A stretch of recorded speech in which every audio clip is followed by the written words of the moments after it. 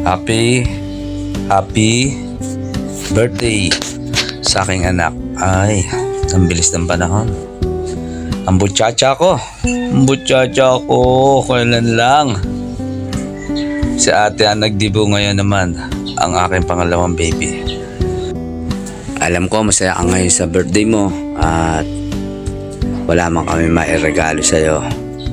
Pero masaya ka. At nasa likod mo lang kami ni mami mo para sa pag-abot ng iyong pangarap. At higit sa lahat, patuloy mong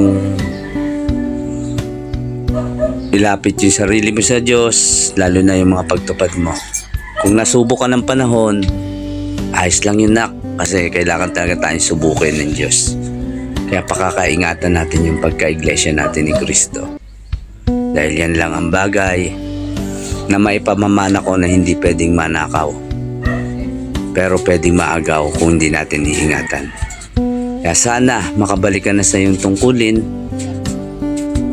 At tulungan mo si Daddy. Nasa ilaw na rin si Daddy ngayon. Hihintayin ka namin. Happy birthday sa'yo, nak. Kay Butchacha.